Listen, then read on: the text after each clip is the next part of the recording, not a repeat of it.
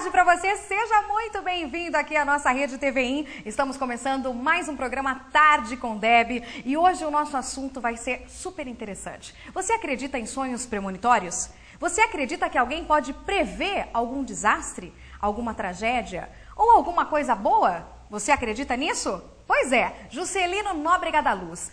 O Juscelino da Luz, ele está aqui no nosso programa hoje e vai contar pra gente como que funciona esse lance de sonhos premonitórios. Ele vai contar pra gente o que é isso e como ele consegue avisar as pessoas antes de acontecer aí todas essas tragédias que vêm acontecendo. Então nós vamos falar de vários assuntos e de várias situações também que ele já conseguiu aí premeditar. Ele vai contar tudo isso pra gente, mas eu quero te convidar a acessar a nossa fanpage no Facebook, porque continua valendo aqui, ó, Olhos nos Olhos, é o livro da Gisele D'Angelo, continua valendo pela nossa fanpage, você pode curtir a nossa página lá no Facebook, Programa Tarde com Deb. Se você quiser mandar o teu e-mail, também pode, tá? programatardecondeb@redtvim.com.br. Muito bem, está valendo aqui o livro da Gisele D'Angelo, agora vem pra cá comigo que nós vamos falar com o Juscelino, ele que já tá aqui nos nossos estúdios. Seja bem-vindo, Juscelino. Obrigado.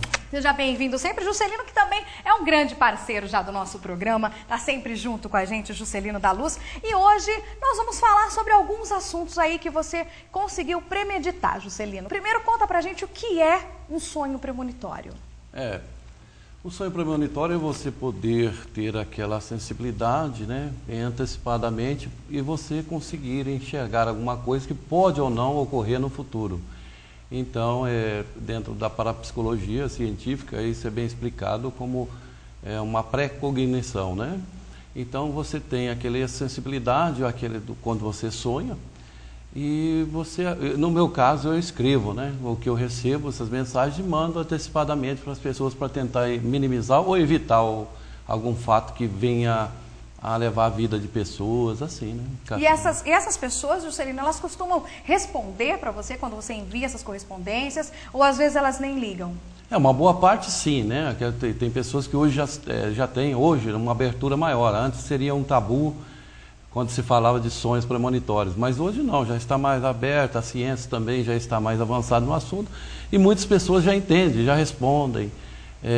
Tenho contatos, pessoas que entram em contato com a gente para afirmar, eu recebi sua carta sobre esse assunto, esse fato.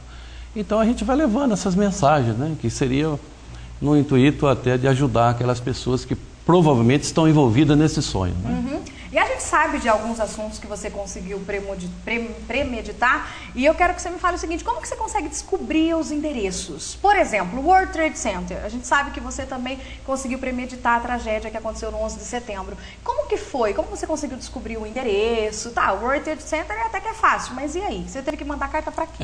Daí você recebe o processo do sonho premonitório é assim, eu entro em sono, durante 1 hora mais ou menos começa o processo, depois do sono, o sono que a gente chama de sono pesado, né? Sim. Comumente conhecido, e depois desse processo começa a surgir os sonhos. Depois vou recebendo essas mensagens, tem os insights, e acordo de manhã, ele fica arquivado no meu cérebro, aí vem uma voz, como se fosse um mentor espiritual, mas não tem relação nenhuma com filosofia ou com religião, e ouço aquela voz que me diz para onde eu devo escrever e dá o endereço correto. Aí os detalhes eu vou vendo como se fosse um teletransporte, eu estando no local, então eu vou anotando os detalhes e o que eu devo fazer. Aí se transforma num rascunho e depois numa carta. E essa carta eu envio. Essa do World Trade Center foi a primeira carta em 1989 para o George Bush, que é o pai, né? Então eu mandei para ele e nesse processo houve uma resposta, houve um interesse, depois eu continuei mandando, são 100 e poucas cartas neste caso, né? Enviadas, e até para a ONU eu mandei, inclusive teve resposta da ONU, e eu fui mandando cartas, né? Até infelizmente o fato se concretizar, né? Ô Juscelino, e como é que funciona para você? Não gera aquela apreensão, aquele medo em você? Está próximo de acontecer o que eu previ, o que eu premeditei, o que me mostraram em sonho? E será que ninguém vai fazer nada? O que acontece com você quando está prestes de acontecer alguma desgraça, uma tragédia? A ansiedade vem. Na verdade, nós que sofremos mais até aqueles que perdem seus entes queridos. Porque você, além de receber uma informação antecipada, uma informação precoce, você tem que escrever aquilo. E você vai mandar aquela mensagem. E você não sabe a atitude da pessoa. E depois, quando se concretiza também, isso para você é uma dor tremenda, né? Você vê vida sendo perdida. Então, essas três junções faz a gente sofrer bastante. E é ruim receber mensagem assim, não é gostoso você saber que as pessoas vão morrer, né? Infelizmente eu tenho que cumprir esse papel, que foi um dom que foi me dado, e eu estou seguindo ele à risca, né? Da forma como foi colocado a mim. Sim. Aí teve também, gente, o tsunami na Ásia. O tsunami foi uma tragédia, assim, tremenda, né, Juscelino?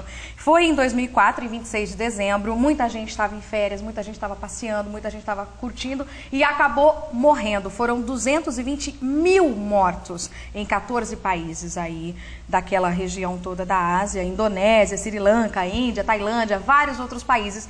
Ô, Juscelino, no seu sonho, você chega a ver imagens da tragédia? Como vai acontecer? A forma que pode ser que aconteça? O corpo físico fica no local como se fosse um teletransporte. O corpo espiritual vai no local. Mas como eu estivesse vendo as pessoas, conversando, entendendo a língua deles e vendo a situação no real, né? Então depois retorna ao corpo, como fosse retornado ao corpo, e ali eu faço aquela carta. Então, esse caso da Indonésia também, o fato do terremoto, eu escrevi em 1997, se eu não me recordo, em 1996, eu já estava escrevendo carta. E daí sempre tem esse tempo antecipado, 5 anos, 4 anos? Sim, mas continuei escrevendo, né? São cartas que foram até há uns 4 meses antes do fato se concretizar, as cartas foram enviadas. Inclusive, depois que aconteceu, fui convidado pelo embaixador da Indonésia, nós tivemos uma reunião em Brasília e veio autoridades de lá. Então ele reconheceu, só que ele disse: a público eu não posso falar porque o país não pode falar sobre esse assunto. Até entendo isso, né? Mas foi feita uma reunião, a gente estivemos junto com grandes autoridades de lá, conversando sobre assuntos futuros e sobre esse fato de que se concretizou, porque é um país que me respondeu a carta, né? A Indonésia foi um dos países que mandou uma carta de volta respondendo que tinha recebido e ia mandar para as autoridades da Indonésia para tentar minimizar Juscelino, o problema. Me tira uma curiosidade, depois que acontecem essas tragédias, o pessoal dos países, enfim, de onde aconteceu a situação, eles falam com você novamente ou não? Procuram, me convidam, muitas vezes eu vou no local, né? Verdade? Vou no local e esse dia 5, para você ter uma ideia, dia 5 de janeiro, quando o fato se concretizou, então dia 5 de janeiro, isso aí foi dia 26 de 1 de 2001. 26 de 12 de 2004. Isso. Esse foi, o fato aconteceu 26 de 12 de 2004. Isso. Quando foi 5 de janeiro de 2005, eu fui convidado pelo embaixador. Então eu estive em Brasília com a embaixada, com autoridades de lá. Então a gente conversou bastante, fizemos reuniões e assim. E o que eles disseram para você? Que não acreditaram no seu Não que não acreditaram, é que recebem tantas cartas e uma delas foi essa que eles responderam, disseram isso para mim, né? Que eles responderam que eles mandaram mesmo para o governo, mas eles não poderiam cobrar do governo uma atitude emergencial, mas sim relatar o fato, que é a função da embaixada, né? Ela está aqui para relatar o fato. E relataram que eu tinha visto que ia acontecer aquele tsunami 26 de dezembro de 2004. Agora, o que eles podiam fazer mais, né? Então... Eles poderiam alarmar, de repente, as pessoas para que não ficassem tão próximas? Acredito que sim, mas que naquela época, 2004, porque, na verdade, não tinha a lei da isso, natureza, né? não tem como a gente segurar, né, Juscelino? Que teria como ser evitada a tragédia? 2004 eu não tinha tanto essa situação que o Homo hoje está diferente, a responsabilidade bem maior dos países em levar um alarme tão rápido assim. E situações não tem como, né? Já participei de outros casos aí, eu sei como que funciona isso. E tem um deles, inclusive, eu fiz palestra no local falando sobre o terremoto, palestra, falando, gravado, tudo bonitinho, com televisão e tudo. Infelizmente morreu mais de 20 mil pessoas. Então é assim que acontece. Você tenta levar para as pessoas o que você pode fazer, né? Talvez as autoridades pudessem aí impedir que as pessoas ficassem próximas à praia, mas as pessoas a gente nunca sabe a cabeça, né? O planeta vive numa descrença porque você vê maldade de todo lado, né? Infelizmente exatamente. É isso. Então, é difícil quando chega uma pessoa que tem seriedade naquilo que faz, é difícil das pessoas acreditarem. Então as pessoas não convivem com isso, entende? Então, vivemos um mundo materialista. Então, se você falar que vai cair um prédio, todo mundo é mais fácil de desacreditar em você do que tomar providências para, pelo menos, se não acontecer, ali o fato foi um alerta, né? Um motivo de uma situação que você pode, no futuro, evitar uma desgraça, qualquer coisa. Um treinamento, sei lá, como for. Com certeza. Daqui a pouquinho, o Juscelino vai falar sobre Michael Jackson, Mercy Nakashima, e nós vamos falar também sobre a tragédia de Santa Maria, lá no Rio Grande do Sul, que também aí foi uma das premonições de Juscelino da Luz. Você não sai daí que eu volto já. Apoio Cultural. TVI. Restaurante Copacabana. Variedade em saladas. Diversos tipos de pratos quentes. Serviço self-service por quilo. Aberto de segunda a sábado, das 11 às 15 horas. Venham saborear. Tenha um futuro promissor ingressando em uma das carreiras mais desejadas do mundo. A Sierra Bravo oferece cursos de piloto privado, simulador de voo, piloto comercial e instrutor de voo. Salas de aula multimídia com turmas no período noturno e finais de semana. Você pode trabalhar em uma grande companhia aérea ou se tornar um instrutor na própria escola. É o seu sonho decolando em até 6 meses. Matrículas abertas. Sierra Bravo, Escola de Pilotos. Aeroporto de Americana, Hangar 26. Telefone 3467-4434. Chocolate Restaurante. Cardápios diferenciados todos os dias. Sempre com uma variedade de saladas. Vários tipos de carne na churrasqueira. Garçonetes qualificadas. Atendimento VIP. Estacionamento próprio e ambiente climatizado. Venha conferir. Rua Guglielmo 44, atrás do Colégio Politécnico.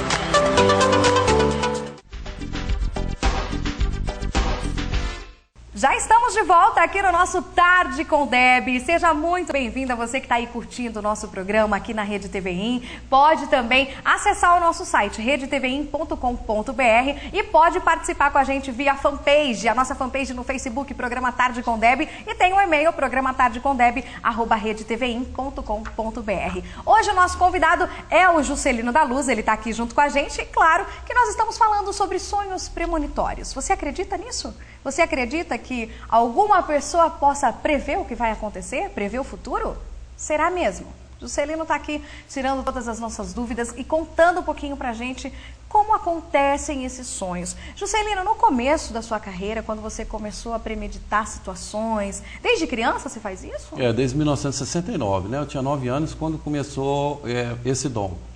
E até hoje eu tenho em torno mais ou menos de 100 mil cartas enviadas, né, para o mundo inteiro.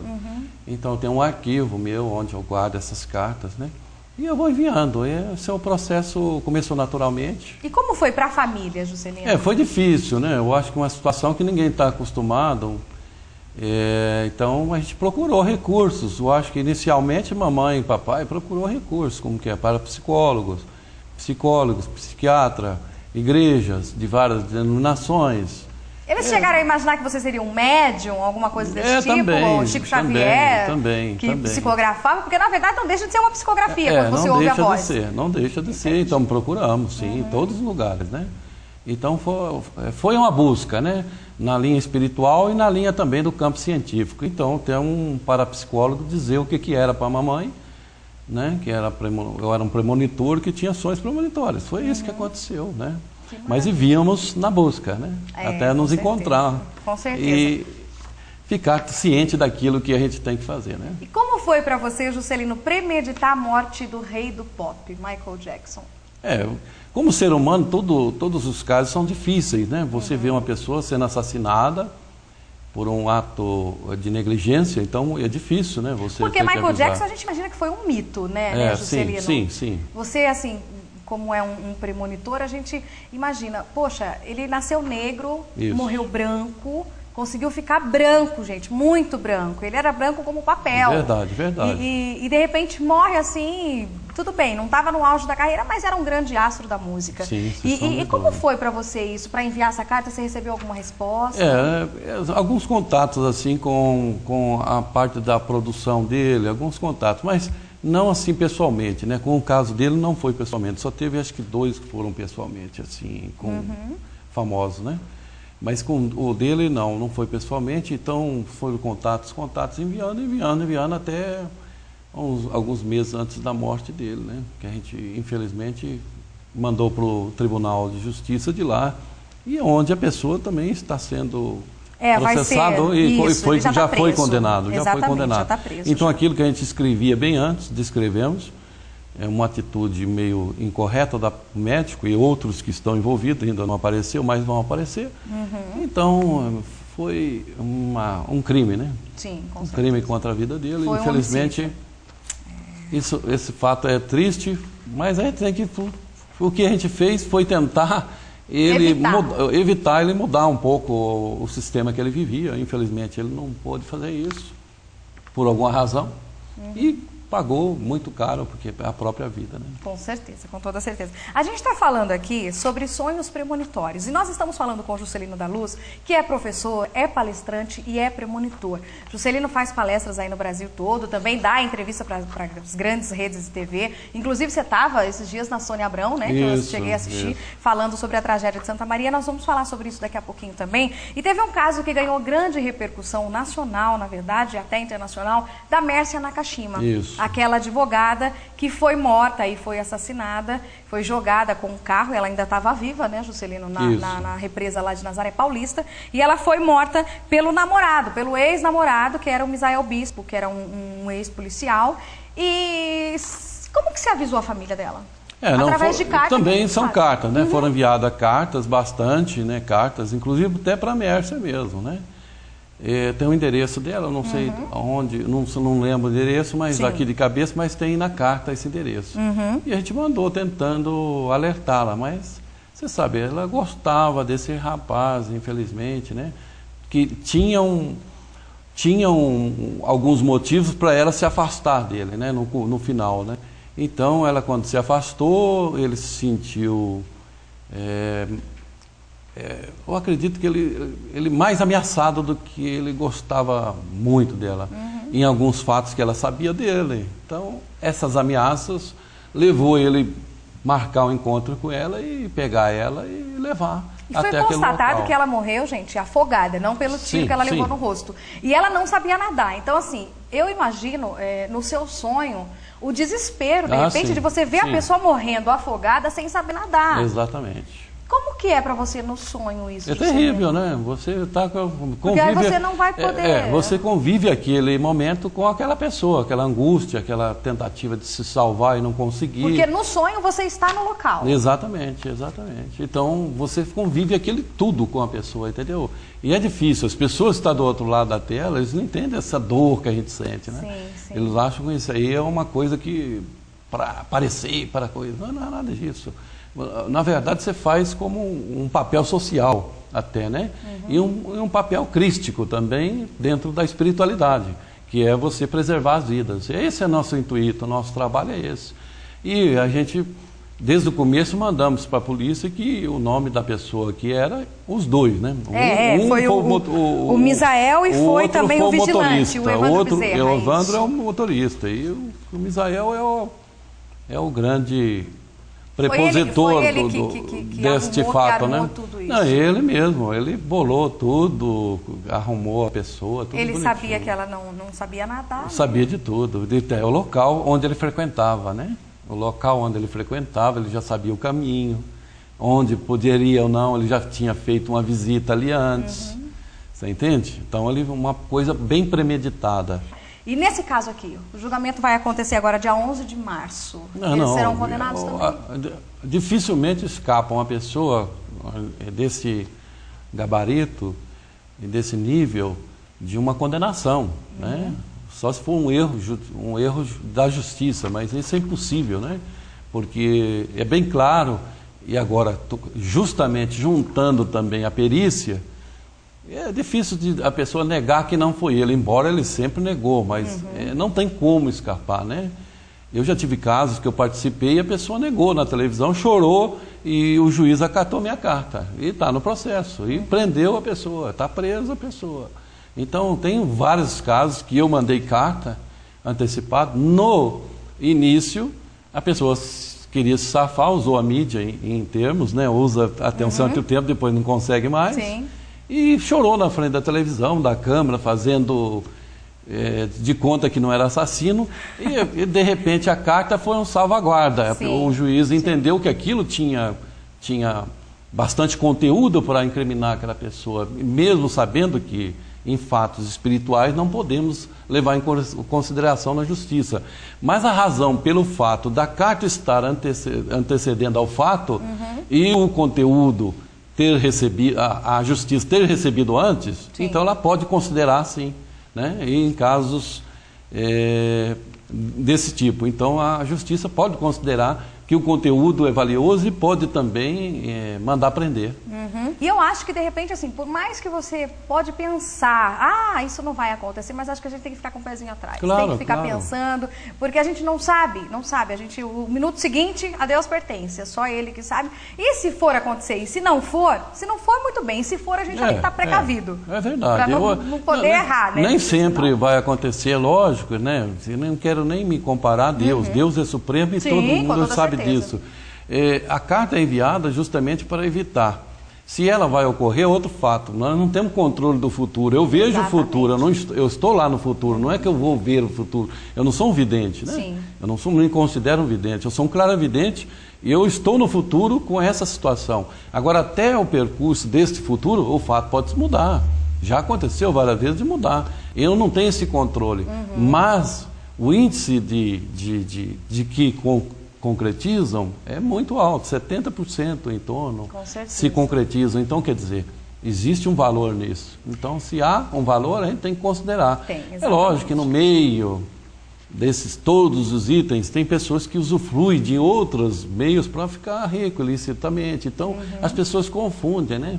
É preciso se inteirar mais o histórico daquele que faz o trabalho para eles entenderem. Eu não uso isso como fins lucrativos. Nunca usei. Eu tenho meu trabalho, né? Onde eu trabalho, Sim, eu tenho com meu certeza. sustento, eu não uso isso. E a gente sabe que o Juscelino premeditou muitos outros casos, mamonas assassinas, Isso. políticos, enfim, a gente sabe de muitos outros casos, inclusive no site do Juscelino também tem tudo lá. Em quantas línguas o seu site está disponível, Juscelino? Hoje é em torno de 6 línguas, mais ou menos. Juscelino.com.br, Japonês, chinês, isso, né? indonésio, inglês, alemão, Tem muitas, em português. todas as línguas lá está disponível Que a gente tem o livro site. publicado também no exterior, Sim. tenho 9 livros no Japão, são 2 na China, estamos lançando o 3º, no total de 21 livros publicados. Que né? maravilha. No site também tem os livros. E agora vamos falar da tragédia aqui no Brasil, em Santa Maria, que morreram aí mais de 235 mortos, Infelizmente. 238, enfim, mais de 230 mortos. E eu vi no seu site, tem a carta lá também no site, que você enviou uma carta para os diretores da Boate Kiss. Isso, E que isso. você enviou também para o governo do Estado. E ou governo não? do Estado, Sim.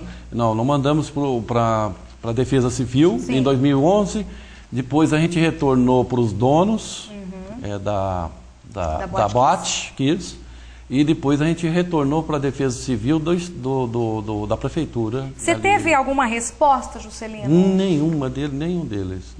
Nem da Defesa Civil, Não, nem da Boate? o que a gente tem em mãos é o AR assinado por alguém que recebeu lá a carta. Porque quando nós mandamos 2 fatos juntos, primeiro dos 2011, Defesa Civil, que é um fato de uma barreira que poderia desabar Sim. e inundar várias cidades, que isso ainda pode ocorrer, e esse fato da Boate Kiss, que a gente mandou um anexo junto e dizendo na mesma carta. Infelizmente, o fato se concretizou. Mas aí depois a gente repetiu a carta para os donos, que acho que foi em janeiro, se eu não me lembro, não falha a memória.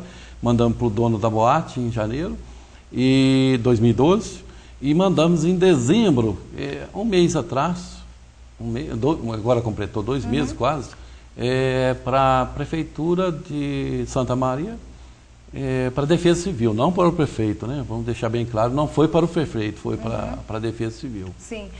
Hoje em dia a gente vê que está acontecendo muitas tragédias com mortes coletivas, né, Juscelino? A gente sabe que o planeta, que a Terra está passando por uma transição de mundo de provas e expiações para regeneração. O que é isso? A atmosfera do planeta está mudando, né? A energia do planeta está mudando. Está mudando bastante.